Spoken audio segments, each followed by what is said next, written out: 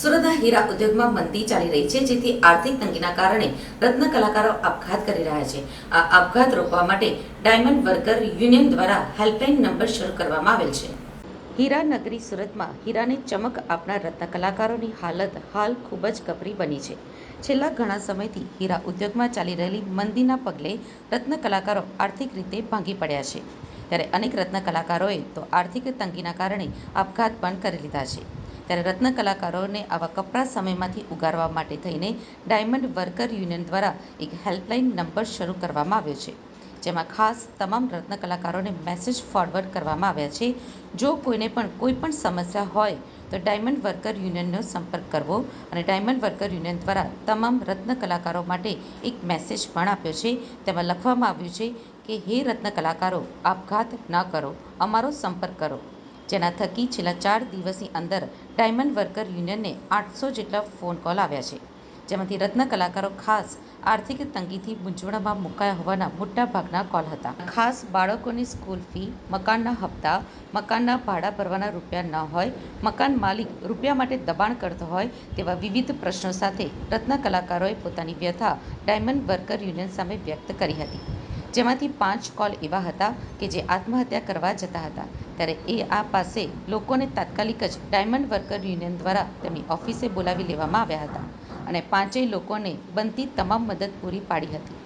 મહત્વનું છે કે અત્યારે પણ રત્ન કલાકારો પાસે કામ ઓછું મળી રહ્યું છે, જેથી પરિવારનું ભરણ પોષણ કરવું પણ મુશ્કેલ બન્યું છે.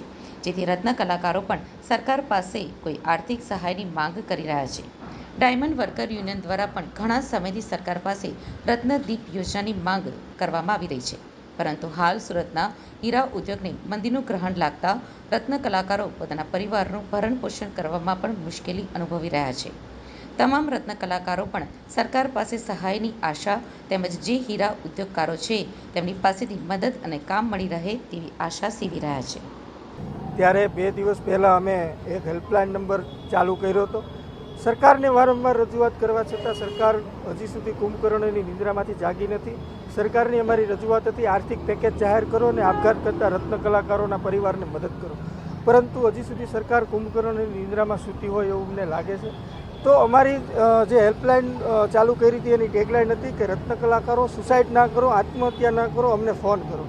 તો આ અંતર્ગત 2 દિવસમાં જ 800થી વધારે કોલ અમને આવી ચૂક્યા છે અને 700 કોલ એવા છે કે એમની પાસે કામ નથી, રોજગારી નથી અને રોજગારીનો અભાવ છે.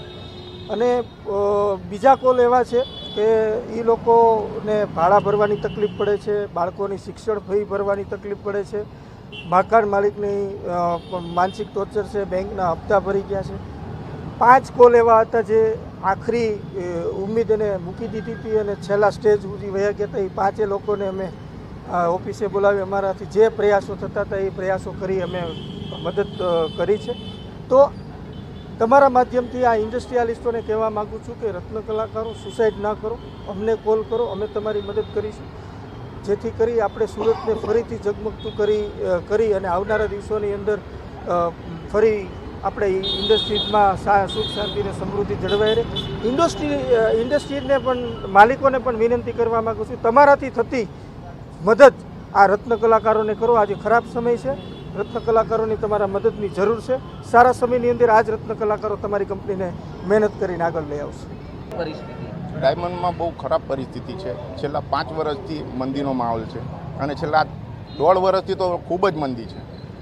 અને ડાયમંડ વર્કરમાંથી ભાવેશભાઈ ટાકને અમારી મદદ કરી, અમારે છેલ્લા 15 દિવસથી પગાર નીકળ્યો. બાકી શેઠિયા લોકોએ અમને લબડાવતા છે અને છેલ્લે અમારા બૈરી છોકરા ભણતર, સ્કૂલ, કોલેજ એ બધું જોવું પડે, સંબંધી જોવા પડે. આમાં મોંઘવારી એટલી મોટી છે કે મોંઘવારીમાં અમારાથી સુરતથી નવસારીથી સુરત અમે ટ્રાન્સફર કરતા. હાલ પરિવારની હાલત કેવી અને કેટલા સમયથી બેરોજગાર છો? છેલ્લા 2 વર્ષથી આવી પરિસ્થિતિ છે સાહેબ. હાલમાં 1.5 મહિનાની તો અંગૂર પકડ્યું નથી અમે હીરાનું. પરિસ્થિતિ નહીં સુધરે તો કેવા અમારા મરવાના દિવસ આવે ને પગલા પછી ખરાબ આવશે. અમારું ઘરનું પરિવારનું પછી ચાલક કોઈ નહીં રહે. શું માંગ છે તમારી? અમારી એક જ માંગ છે કે ડાયમંડમાં મંદી છે હમણાં, તે જે આવે સરકારની એક જ રિક્વેસ્ટ છે કે તમે બધી બાજુ ધ્યાન આપો છો કે ડાયમંડ વર્કરમાં કેમ નથી ધ્યાન આપતા? અમે બી માણસો છીએ.